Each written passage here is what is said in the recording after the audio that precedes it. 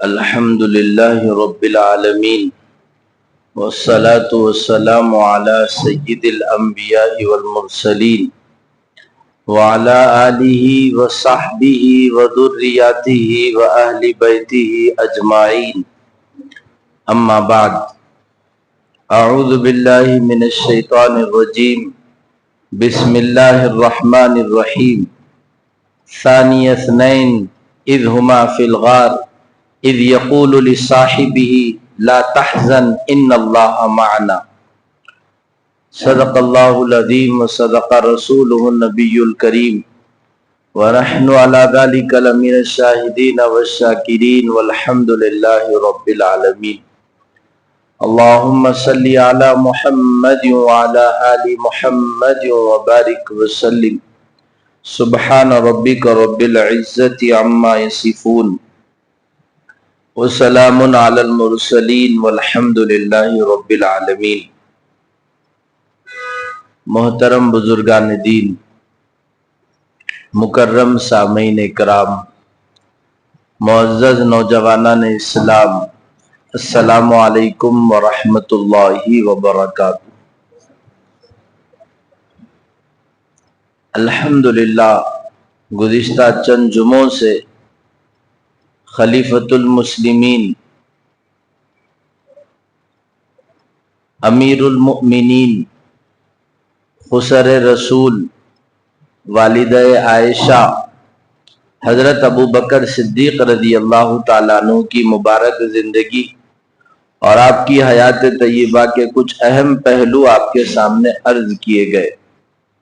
آج بھی انشاءاللہ اسی مضمون کو آپ کے سامنے عرض کیا جائے گا. ہم لوگ ماشاءاللہ پشتینی مسلمان ہیں، تو ہم نے ایمان کے خاطر، اسلام کی حفاظت کے خاطر کوئی خاص قربانیاں نہیں دی. اس وجہ سے جو قلبی لگاؤ مذہب سے جس طریقے سے ہونا چاہیے ویسا ہمارے اندر ہے نہیں. جب ہم ان مقدس شخصیات کی زندگی کو سنیں گے، اسلام اور صاحب اسلام کی حفاظت کے لیے ان کی قربانیوں اور ان کی محنتوں سے واقف ہوں گے، پھر انشاءاللہ ہمارے اندر بھی اسلام کی حفاظت اور تبلیغ کے لیے ایک جذبہ پیدا ہوگا اور ایک فکر پیدا ہوگی. اسی کے پیش نظر خلفائے راشدین کی مبارک زندگیاں آپ کے سامنے عرض کی جا رہی ہیں، تاکہ ہم کو سمجھ میں آئے آج جو اسلام کی بہاریں پوری دنیا میں ہم دیکھ رہے ہیں، اس کے پیچھے کن کن ہستیوں کی قربانیاں ہیں، کنہوں نے اس گلستان اسلام کو اپنے جگر کے خون سے سینچا ہے، اور کن کے جان و مال اور آل کی قربانیوں کے نتیجے میں اسلام ہم تک پہنچا ہے، اس کا احساس اور اس کا ادراک ہو. اسی کے پیش نظر یہ سیرت خلفائے راشدین کا آغاز کیا گیا، جس کی اب تک تقریباً 2 یا 3 نشستیں مکمل ہوئی. گزشتہ مضمون یہاں تک آیا تھا کہ ابو بکر صدیق رضی اللہ تعالیٰ عنہ مسلمان ہوئے، اور ان کی محنتوں سے تقریباً کئی لوگ مسلمان ہوئے، اور 40 کے قریب لوگ اب مکہ میں اسلام قبول کر چکے تھے، اور 10 سے زیادہ غلاموں کو ابو بکر صدیق نے آزاد کرایا، جن کو اسلام کی وجہ سے سزائیں دی جاتی تھی. ہمارا اسلام پرسنل ہے، اور سماج ہم کو بولتا بھی یہ ہے کہ بھئی مذہب کو گھر میں رہنے دو، لیکن اسلام چھپ کے جینے کے واسطے نہیں آیا ہے. اسلام آزاد مذہب ہے، سب کے سامنے اپنی طاقت، اپنی شان بتانے کے لیے اسلام آیا ہے، اور یہ چیز دور اول کے مسلمان سمجھ چکے تھے.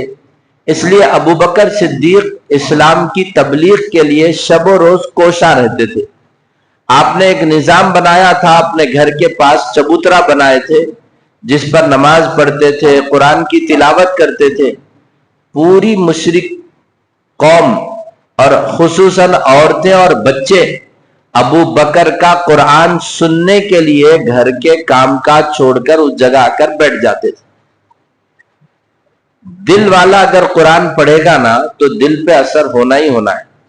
ابو بکر سے زیادہ نرم دل، ابو بکر سے زیادہ اثر والا دل، ابو بکر صدیق رضی اللہ تعالیٰ عنہ سے زیادہ رونے والا دل دنیا میں کسی کا نہیں تھا.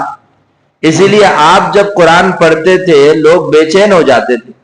عورتیں آ کر بیٹھتی تھی، قرآن سنتی تھی، بچے سنتے تھے، اور نوجوانوں میں جن کے اندر اناد اور ضد اور ہردرمی نہیں ہے وہ لوگ بھی آ کر قرآن سنتے تھے. تو پوری شرک اور کفر کی برادری پریشان ہو گئی. ان کوششوں کی وجہ سے کہیں ہمارے بیوی بچے تو مسلمان نہ ہو جائیں گے. یہ ڈر کل بھی تھا اور آج بھی پورے اہل کفر کو لگا ہوا ہے. ایک کاپی پر کلمہ لکھ کے دینے سے کیا ہونے والا ہے؟ لیکن مسئلہ یہ ہے گندگیوں میں جو لوگ جی رہے ہیں ان کو ڈر لگا ہوا ہے. اگر کوئی اسلام کو سمجھ جائے گا تو مسلمان ہو جائے گا. اسی ڈر کی وجہ سے یہ کچھ حالات ہوتے ہیں جو آج یہاں بھی دیکھ رہے ہیں اور آپ وہاں بھی ہوئے. لہذا لوگ ابو بکر کے اوپر پریشر بنائے، ان کو مجبور کرے کہ آپ مکہ چھوڑ کے چلے جائیے.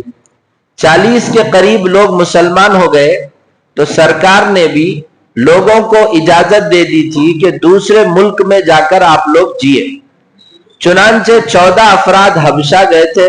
11 یا 14 افراد حبشہ جا کر وہاں اسلام کو اور اعمال اسلام پر جمے رہے. بعض لوگوں کو یہ بھی پرمیشن مل گئی تھی پرسنلی بھی آپ کسی ملک میں جانا چاہتے ہیں تو مکہ چھوڑ کے جا سکتے ہیں.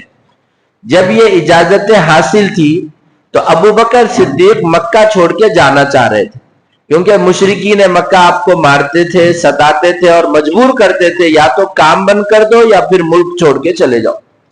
قتل کرنے کی ہمت نہیں ہوئی کیونکہ گزشتہ میں نے بتایا بنو تمیم نے پورے مکہ کو چیلنج کر دیا، اگر ابو بکر کا مرڈر ہوا پوروں سے بدلہ لوں گا اور ایک کے بدلے میں 10-20 کو قتل کریں گے.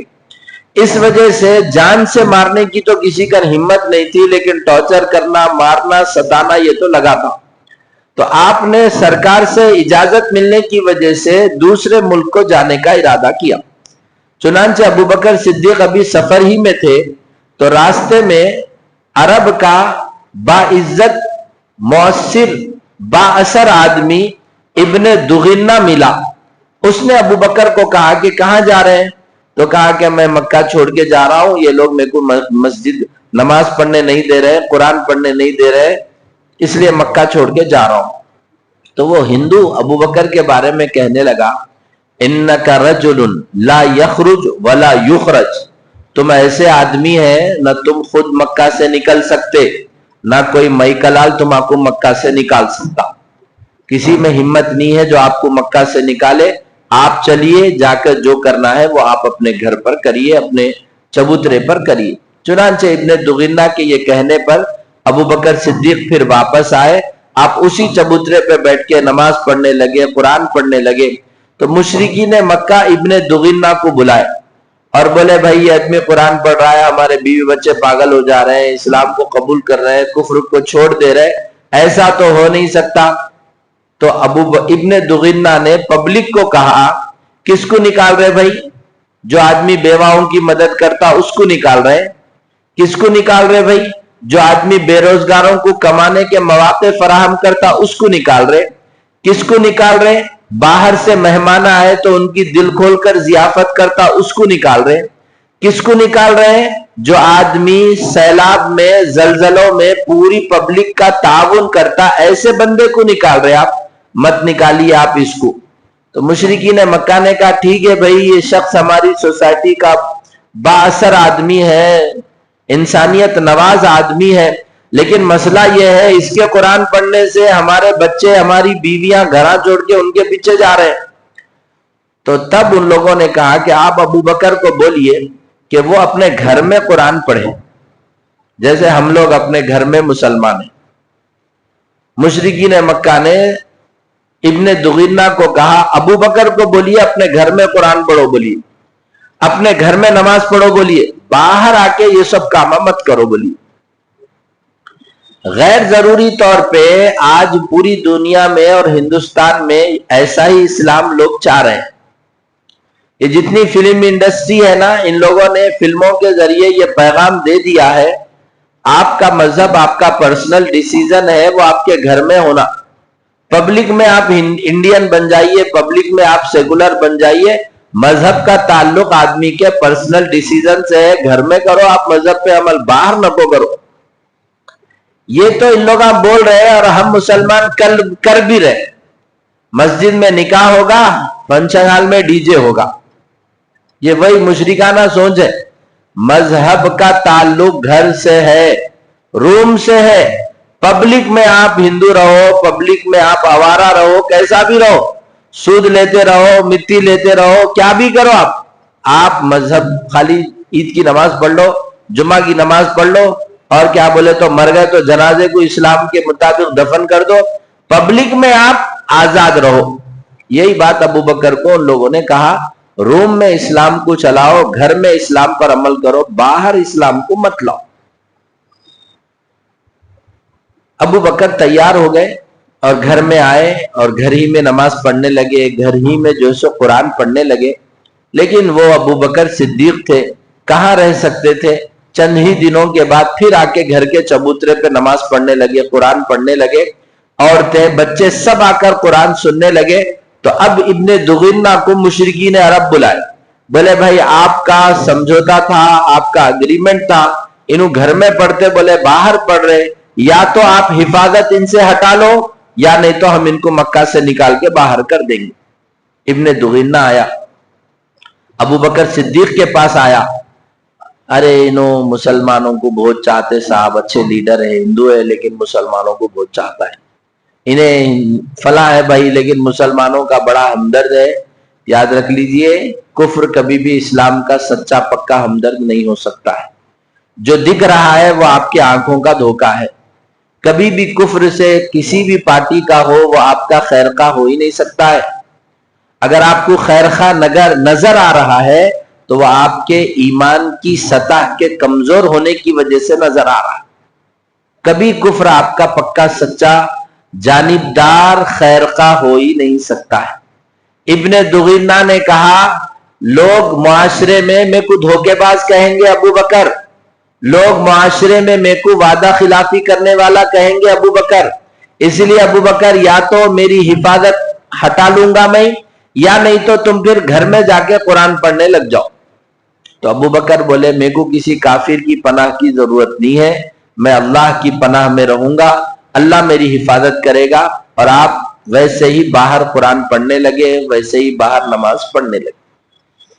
یہاں رک کے آپ ایک بات سمجھیے، 10 سال سے ایک نیا ہندوستان وجود میں آیا ہے جو آپ کو یہ تو کہہ رہا ہے کہ بھائی بک پہ کلمہ پڑھو بول کے ہندو بچے کو لکھ کے دیے تو یہ ایجوکیشن کے خلاف ہے، یہ کیا کہتے ہیں ہوم ورک جہاد ہے، یہ جو ہے سو مذہب، اسکول کے نام پہ مذہب کی تعلیم دینے کی کوشش کی جا رہی ہے۔ لیکن یہ نہیں دیکھا جا رہا ہے کہ ہمارا مسلم بچہ سیتا رام بن کے پروگرام میں حصہ لیا، ہمارا مسلم بچہ کرسمس کے دن جو ہے سو لال کپڑے پہن کے پروگرام میں حصہ لیا، ہمارا مسلم بچہ جو ہے سو ایکٹیویٹیز کے نام پر سیتا کی تصویر بنا کے اسکول میں پیش کیا۔ یہاں پہ کسی مسلمان کی جرأت ایمانی کو جوش نہیں آیا، کسی نے اسکول کے خلاف کوئی اسٹرائک نہیں کیا، کوئی لیڈر جا کے نہیں سکھایا کہ بھئی تعلیم کے لیے اسکول کو بھیجا رہے، مذہب سکھانے کے لیے اسکول کو نہیں بھیجا رہے۔ کئی اسکولوں میں تو بھگوان کے سامنے ٹھہرا کے بچوں کو ہاتھ جوڑنے پہ مجبور کیا گیا، بچے ٹھہر رہے ہیں، لیکن کوئی مسلمان میں اتنی جرأت نہیں ہے کہ وہ جا کے اسکول مینجمنٹ کے خلاف کچھ کرے، کیونکہ ہم زندوں کے ساتھ نہیں لاشوں کے ساتھ جی رہے ہیں۔ یہ ہم لوگوں نے فیصلہ کر لیا ہے اور ہم یہ طے کر لیے ہیں کہ ہمارا اسلام مسجد کے اندر رہے گا، ہمارا اسلام میرے گھر کے اندر رہے گا، باہر میں اسلام نکو صاحب، باہر میں سیکولرزم ہونا، باہر میں سمجھوتا ہونا، سب کے ساتھ چلنے کا مزاج بن چکا ہے۔ ایسے واقعات بھی اگر ہمارے اندر جرأت نہیں پیدا کر رہے ہیں تو ہماری غیرت ختم ہو گئی، ہمارے اندر سے جذبہ ایمانی کم سے کم ہو گیا۔ وہ صاحب اسٹیشن پہ نماز پڑھے تو ان کے اوپر کیس ڈال کے ان کو اندر کر دیے، اور ایک صاحب جو ہے سو 2 پنڈتوں کو لے کے جا کے ٹرین کے اندر پوجا کر رہے تو اس کو کوئی بولنے والا نہیں۔ وجہ یہ ہے کہ ان حساس مسئلوں میں ایمانی جرأت، ان حساس مسئلوں میں پوری فکر کے ساتھ آگے کی کاروائی کرنے کا جذبہ اور فکر ختم ہو گیا۔ مسلمان سمجھوتے کے راستے پہ آ چکے ہیں اور مسلمان ڈرے سہمے ہوئے ہیں، ہر چیز کو خاموش آنکھ بن کے قبول کرنے کی عادت بن گئی ہے۔ جرأت ابو بکر امت کے اندر سے ختم ہو چکا ہے۔ ٹھیک ہے صاحب، آپ جیسا بول رہے ویسا لے کے چلیں گے۔ یہ انسیڈنٹ ہوا، کیا کوئی مسلمان جماعت، مسلمان پارٹی اسکول کی تائید میں کھڑا ہوا، اس ٹیچر کے تائید میں کھڑا ہوا کہ بھائی ہاں مسئلہ ہے، ہم مسلمانوں کو دے رہے ہیں ان کی تعلیم کے لیے، غلطی سے غیر مسلم کے پاس چلا گیا ہوگا، اس کو اتنا ایشو بنانے کی کیا ضرورت ہے، ٹیچر ہی کو نکال دیا گیا۔ یہ سب واقعات آپ کو بتلا رہے ہیں کہ ہم اب اسلام کو سمجھوتے کے ساتھ لے رہے ہیں۔ پبلک جس اسلام کو چاہ رہی ہے ویسا اسلام ہم چاہ رہے ہیں۔ ہر آدمی اللہ رسول کا اسلام نہیں چاہ رہا ہے، جیسا سماج چاہ رہا ہے ویسا اسلام لے کے چل رہے ہیں۔ ایک آدمی اگر کہیں پہ ہمارا کسی کے ظلم کا شکار ہو رہا، اس کے ساتھ ٹھہرنے کو تیار نہیں ہے، وہ ٹیچر یکو تنہا ہے، کوئی اس کی تائید کرنے کو تیار نہیں ہے۔ اور ابو بکر ان کی تائید کو کم سے کم ایک ہندو تو ٹھہر گیا تھا کہ میں ابو بکر جیسے آدمی کو مکہ سے نکلنے نہیں دوں گا۔ اس لیے ضرورت اس بات کی ہے کہ ہمارے اندر ایمانی جرأت ہو، ہم ہر حساس مسئلے پر فکر مندی کے ساتھ کاروائی کرنے والے بنے۔ خاموش رہیں گے تو سمجھیے زندہ نہیں لاشوں کے ساتھ ہم معاشرے میں جی رہے ہیں۔ یہ ایک انسیڈنٹ نہیں ہے، جس کے بیٹے نے زنا کر کے پوسکو کے کیس میں جا کے بیٹھا تھا، اس کا باپ بولنے لگا کہ یہ بچی اور ٹیچر جو کری ہے یہ غلط کام۔ تو ہمارے مسلم وزیر کہاں ہے؟ ہمارا مسلم کیڈر کہاں ہے سیاسی؟ مسئلہ یہ ہے، یہ سب لوگ صرف اپنی روٹیوں کے لیے، مذہب کے لیے، اسلام کے لیے، مسلمانوں کے لیے یہ کبھی کھڑے ہی نہیں سکتے ہیں۔ آپ ہی کو اٹھنا پڑے گا، ہمارے اندر ہی جرأت پیدا کرنا پڑے گا، ورنہ جیسا کل اس بچی اس ٹیچر کے ساتھ ہوا، ہمارے ساتھ بھی کبھی بھی کچھ بھی ہو سکتا ہے۔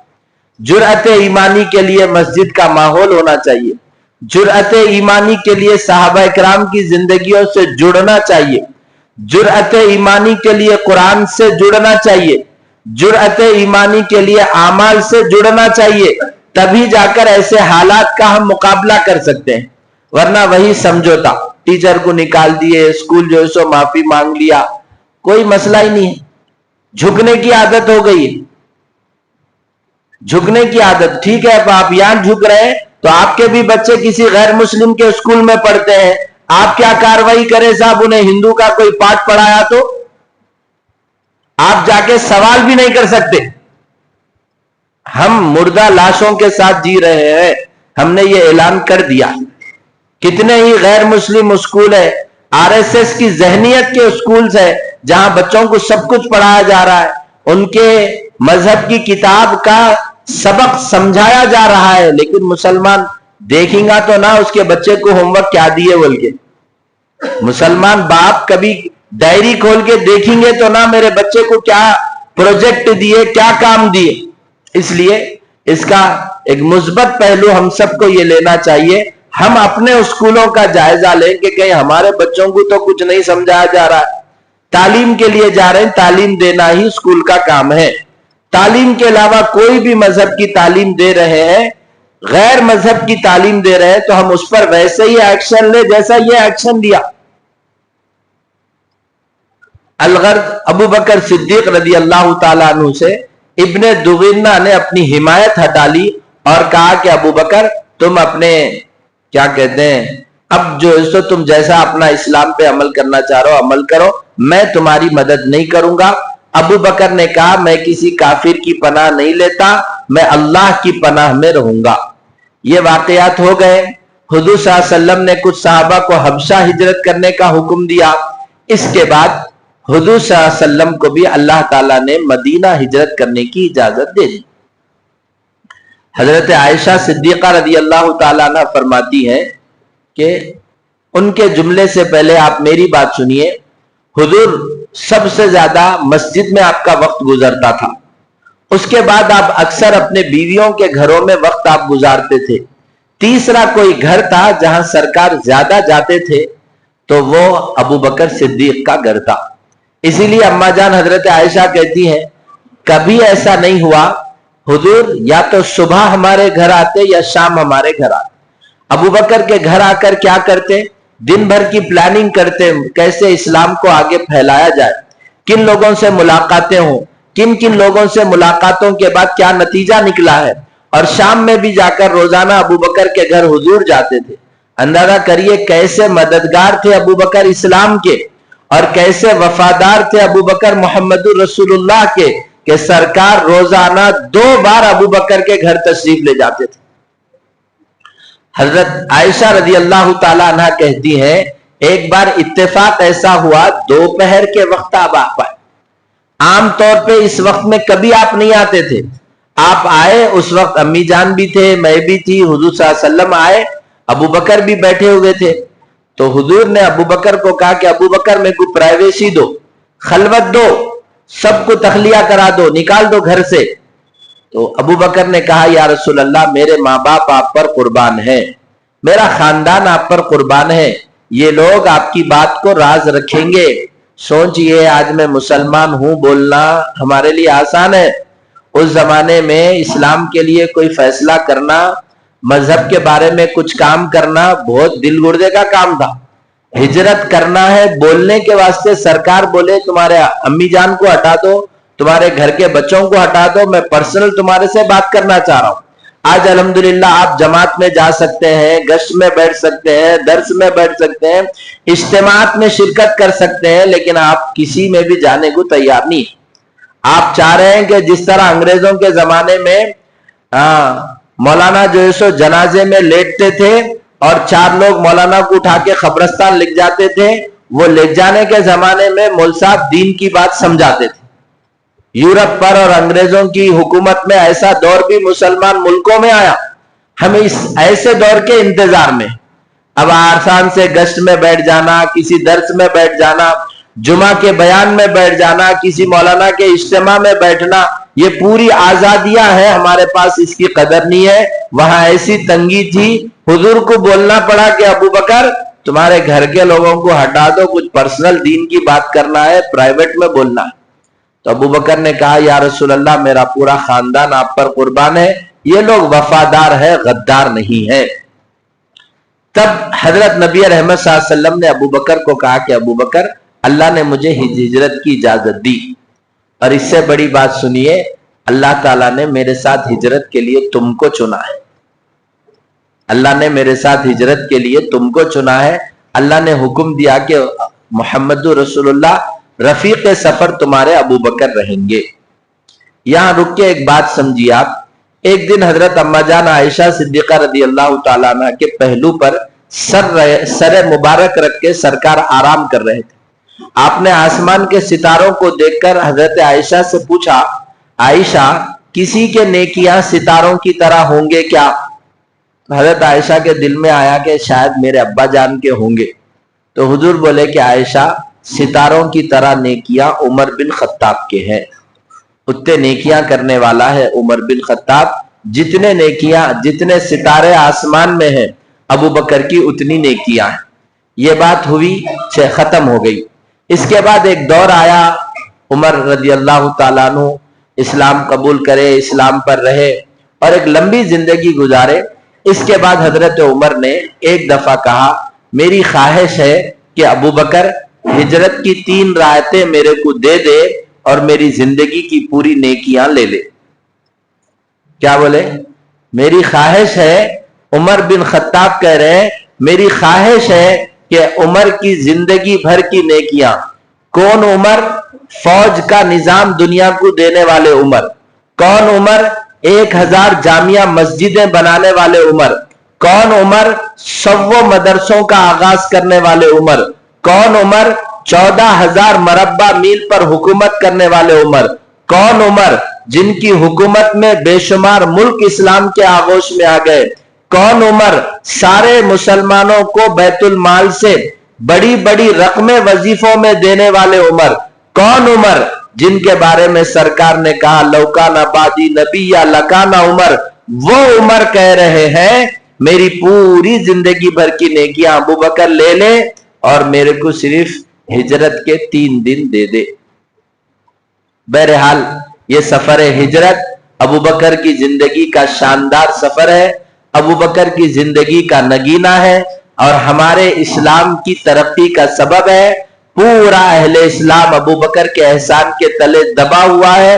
ابو بکر نے جتنا اسلام پر، مسلمانوں پر احسان کیا، پورے صحابہ کی جماعت میں کسی نے وہ احسان نہیں کیا۔ آج یہ گلستان اسلام کا جو لہلہاتا نظر آ رہا ہے، یہ صدقہ ہے ابو بکر کی خدمات کا، ہجرت میں نبی رحمت صلی اللہ علیہ وسلم کی مدد اور نصرت کا۔ 2 مہینے پہلے ابو بکر کو بتایا گیا تھا کہ آپ کو ہجرت میں میرے ساتھ جانا ہے، کیسا انتظام کریں اور کیسی پلاننگ کریں۔ ابو بکر صدیق دیکھیے آپ، حضرت ابو بکر صدیق رضی اللہ تعالیٰ عنہ نے ایک آدمی کو 2 اونٹنیاں دیے، 60 دن تک وہ اونٹنیوں کو ببول کے پتے کھلانے پر مامور کرے۔ میرے سفر میں میری سواری سرکار کو زحمت نہ دے، 60 دن تک ببول کے پتے اونٹنیوں کو کھلانے کے لیے مقرر کرے۔ کام صرف یہی تھا، صبح شام جانور کو زبردست کھلانا، چرانا، اس کو تھکانا نہیں۔ 60 دن تک اونٹنیاں چرائی گئی 2۔ اس کے بعد سفر ہجرت سے پہلے آپ نے اپنی بیٹی اسما کو کہا، بیٹی گھر میں کھانا بنا کر ہم جہاں ہیں وہاں کھانا لا کے دینا۔ ہم یہاں سے نکلے ایراگڈے پہ رہے تو ایراگڈے پہ کھانا لا کے دینا۔ ہم خیرتآباد پہنچے تو خیرتآباد تک کھانا لا کے دینا۔ ہم چار مینار تک گئے تو روزانہ چار مینار تک کھانا لا کے دینا۔ اپنی بیٹی اسما، بڑی بیٹی تھی، ان کو یہ کہا۔ اپنے بیٹے عبداللہ کو کہا کہ بیٹا روزانہ ہمارے راستے میں تم بکریاں چراتے ہوئے آنا، بکریاں اس لیے لے کر آؤ، ہم چلنے کی وجہ سے ایراگڈے تک ہمارے اونٹ گئے، ان نشانوں کو دیکھ کر مکہ کے لوگ ہمارے پیچھے آ جائیں گے، ہمارے نشان قدم کو مٹانے کے لیے بکریاں چراتے ہوئے آؤ، اور بکریاں چرانے کے لیے ہمارے راستے پر اس لیے آؤ، روزانہ صبح سے شام تک بکری چراؤ، ایراگڈا پہنچو، میں ایراگڈے پہ ملوں گا، میرے کو دودھ دے دو۔ روزانہ بکریاں چرا کے خیرتآباد تک آؤ، خیرتآباد پہ میرے کو دودھ دے کے واپس آ جاؤ۔ روزانہ بکریاں چرا کے چار مینار تک پہنچو، چار مینار پر میں رہوں گا، دودھ دے کے میرے کو واپس آ جاؤ۔ اسی موقع پر ایک بات سن لیجئے، مکہ میں دارالندوہ میں بیٹھ کر مشرکین نے یہ ڈیسائیڈ کیا تھا، ان کے اسلام کی وجہ سے 50-70 سے زیادہ لوگ اسلام کو، ہندو مذہب کو چھوڑ کے مسلمان ہو گئے، لہذا ان کے بارے میں کیا کریں گے؟ کسی نے کہا کہ قتل کر دو، کسی نے کہا کہ قید کر دو، کسی نے کچھ کہا۔ تو غالباً ابو جہل شیطان الانس والجن انہیں اٹھا اور اس نے کہا کہ ایسا کریں گے، 10 قبیلے کے 10 لوگ ملیں گے، ایک ساتھ محمد رسول اللہ پہ حملہ کر دیں گے، 10 خاندانوں سے بنو ہاشم لڑ نہیں سکے گا، جھگڑا نہیں ہوگا، اور اس طرح سے محمد رسول اللہ سے محمد رسول اللہ ختم ہو جائیں گے۔ اس کے بعد ان 10 لوگوں نے یہ بھی اعلان کرا، جس نے بھی ابو بکر کو قتل کیا یا نعوذ باللہ محمد رسول اللہ کو شہید ختم کر دیے، قتل کر دیے، ان کو 100 اونٹ دیے جائیں گے۔ اس اعلان کی وجہ سے پورے مکہ کے لوگ ابو بکر اور سرکار کی تلاش میں لگ گئے تھے۔ اسی لیے ابو بکر رضی اللہ تعالیٰ عنہ نے اپنے بیٹے عبداللہ کو کہا تھا، میں جس منزل تک پہنچوں گا وہ منزل تم کو بتا دیا، اب روزانہ تمہارا کام ہے بکریاں لانا، اس منزل تک چل، بکریوں کو چرانا، تاکہ ہمارے جو نشان قدم ہے وہ مشرکین مکہ کو معلوم نہ ہو۔ ہم سمجھ رہے ہیں کہ ہم ہی اسلام کے لیے سب کچھ کر رہے ہیں، سنیے ابو بکر نے اسلام کے لیے کیا کیا۔ عامر بن فہیرہ ان کے غلام تھے، مسلمان تھے، ان کو کہا روزانہ چائے خانوں پہ بیٹھو، مشرکین کی میٹنگیں کہاں ہوتی وہاں بیٹھو، چوراہوں پر جاؤ، بڑی بڑی مجلسوں میں جاؤ، ہمارے بارے میں ان لوگوں کی کیا پلاننگ ہے، کیسے ہمارے لیے تدبیریں کر رہے ہیں، وہ تدبیروں کے بارے میں معلومات حاصل کر کے میں کو آ کے بتاؤ۔ یہ ذمہ داری دی گئی تھی عامر بن فہیرہ کو۔ منزل تک پہنچنے کے لیے 2 راستے ہوتے ہیں، ایک راستہ وہ ہے جس کو شاہراہ عام کہتے ہیں، ہر آدمی اسی راستے سے جاتا ہے۔ دوسرا راستہ جس کو حیدرآباد کی زبان میں چور راستہ کہتے ہیں، ذرا لمبا بھی ہوتا ہے، پریشان کن ہوتا ہے، یہ خفیہ راستے سے جانے کی जाना तय हुआ था। खुफिया रास्ता सबको मालूम नहीं रहता, जो माहिर होते हैं, बस्ती में ज्यादा सफर करने वाले होते हैं, उन्हीं को मालूम होता है। ऐसे लोगों में मक्का में एक शख्स था, अब्दुल्ला इब्ने उरैकित। अब्दुल्ला इब्ने उरैकित, अबू बकर इसको बुलाए, पैसे दिए और बोले हम दोनों को मक्का से लेके मदीना पहुंचाना तुम्हारा काम है और तुम हमारी रहबरी करके खुफिया रास्ते से मदीना पहुंचाना। आप अंदाजा करिए, अपनी बड़ी बेटी को खाने की जिम्मेदारी दिए, अपने बड़े बेटे को बकरियां चराने की जिम्मेदारी दिए, अपने गुलाम को बोले कि रोजाना मक्का की खबरें लाकर मुझ तक पहुंचाना, और एक आदमी अब्दुल्ला इब्ने उरैकित को बोले रोजाना, अब्दुल्ला इब्ने उरैकित को बोले कि छुपे रास्ते से मुझे हमको लेके चलना, और एक आदमी को जिम्मेदारी दिए कि 2 ऊंटनियों को 7 दिन तक बबूल के पत्ते खिला। इतना बेहतरीन नजम करे, इसीलिए तो उमर ने कहा था मेरी पूरी जिंदगी की नेकियां अबू बकर को ले लो बोलो, और उनकी हिजरत के 3 दिन मेरे को दे दो बोलो। इस तरीके से ये सफर शुरू हुआ। इंशाअल्लाह आइंदा की बात, आगे की बात मैं इंशाअल्लाह आइंदा जुमा आपके सामने अर्ज करूंगा। आज जो दो अहम बातें आपकी खिदमत में अर्ज करना है। पहली बात तो यह है कि देखिए, किसी के ताउन करने की 2 सूरतें होती हैं। एक ये है कि मेरा दिल बोल रहा ताउन करना है तो मैं 1000 रुपए भी देता हूं, 1 लाख रुपए भी देता हूं, ये भी अच्छा है, मौका अच्छा काम है ये भी। दूसरा ये कि कोई आदमी को अब मदद की जरूरत है, उस मौके पर मदद करना ज्यादा सवाब का काम है, एक बात। दूसरी बात यह है, अगर आप साहिब इस्तेताअत है, मालदार हैं, और आपको मालूम हो गया कि यह शख्स गरीब है, मोहताज है, इसके बावजूद आप उसकी मदद नहीं कर रहे हैं, कबीरा गुनाह है। ये दोनों बातें आप सुन लिए हैं। एक खातून है जिनके घर के कोई हॉस्पिटल में शरीक है, इलाज तो माशाल्लाह मुफ्त हो रहा है, लेकिन दवाइयों के लिए उनके पास पैसे नहीं है, जरूरतमंद है, और हमारी मस्जिद के जिम्मेदारों ने उनकी तहकीक भी कर ली है। इसलिए मेरी आपसे गुजारिश है, उस खातून के लिए मस्जिद के चंदे में कमी करे बगैर दिल खोलकर ताउन फरमाई। हम हक तो यह है कि हॉस्पिटल्स में हम खुद पहुंचे, लोगों में जो गरीब है, मोहताज है, उनकी दवाइयों का नज़म करें इंशाअल्लाह। अभी मैंने कल एक साहब से एक मौजू पे बात हो रही थी, तो मैंने कहा लोग इंश्योरेंस करा रहे हैं, इस इरादे से इंश्योरेंस करा रहे हैं कि बीमार हुए तो हमको ये मदद करता है। इस्लाम में सदक़े का हुक्म दिया गया है, इस इरादे से सदका करो, बोले मेरे को ये बीमारी आना ही से नहीं। अब आप इंश्योरेंस के ग्रुप के हैं तो इंश्योरेंस करा के बैठ जाइए, और अगर आप सदक़े के ग्रुप के हैं तो ये खातून की मदद करिए, ताकि आइंदा किसी किस्म की बीमारी हमारे पास ना आए। क्योंकि सरकार ने कहा दाहू मरज़ाकुम बिस्सदक़ात, अपने बीमारों का इलाज सदक़े से करो, सदका देंगे तो बीमारी नहीं आएगी, इसीलिए इनकी मदद करिए। और अगर कोई साहिब इस्तिताअत साहब है तो उस खातून का फोन नंबर ले लीजिए, उनको मुतमईन कर दीजिए कि अम्मा आपके जितनी दवाइयां हैं मैं खुद आपको पहुंचा दूंगा। इंशाअल्लाह एक बहुत बड़ा काम होगा। मस्जिद सिर्फ नमाज की जगह नहीं है, मस्जिद सिर्फ अल्लाह रसूल बोलने की जगह नहीं है, मस्जिद मुआशरे की तमाम जरूरतों को पूरा करने की जगह है। इंशाअल्लाह मेरी तरफ से भी 500 रुपए मैं दूंगा उस खातून को। आप तमाम से भी मेरी ख्वाहिश है कि दिल खोलकर ताउन फरमाइए। दूसरी जो बात आपकी खिदमत में अर्ज करना है, अभी SIR का सिलसिला चल रहा है, 17% या 27% सिर्फ फॉर्म फिलअप हुए हैं, और गवर्नमेंट वो इलेक्शन ऑफिस वाले उसको वो डाटा बताए हैं 27% सिर्फ फिलअप हुए हैं।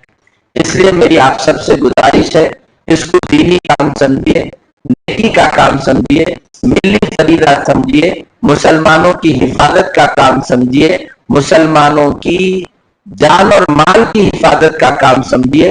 पड़ोसियों में जो नहीं करे खटका मार के, जैसा इफ्तारी देते खटका मार के उनसे पूछिए BLO तक फॉर्म पहुंचा दिए क्या। अभी हमारी बस्ती के एक लीडर साहब है, उन्होंने बोले, लीडर तो अंगूठा छाप रहे थे, उन्होंने बोले मेरा भी फॉर्म नहीं भरा गया, मैं BLO को बुला के उससे मेरा फॉर्म भर लूंगा। تو یہ عام ایک لیڈر کی بات کر رہا ہوں میں، یہ صورتحال ہے تو ہماری عام پبلک کی کیا بات ہوگی؟ اس لیے تعلیم یافتہ نوجوانوں سے میری گزارش ہے کہ آپ احباب پڑوسیوں کے خط کے مارے ان کو فکر دلائیں کہ بی ایل اوز تک اپنا فارم پہنچا دیجئے. ایسے ہی آپ کی مسجد کے قریب جناب غوث بھائی ہیں، انہوں آپ کے فارم فل اپ کر رہے ہیں اور غالباً آن لائن بھی اس کو انسٹال کر رہے ہیں. آن لائن بھی آپ اپنا فارم ڈال دیجئے، آف لائن بھی ڈال دیجئے. کتا کون سی گلی سے آ کے کاٹتا معلوم نہیں ہے. سمجھ رہے آپ؟ کتا کون سی گلی سے آ کے کاٹتا معلوم نہیں ہے، اس لیے آن لائن بھی ڈال دیجئے،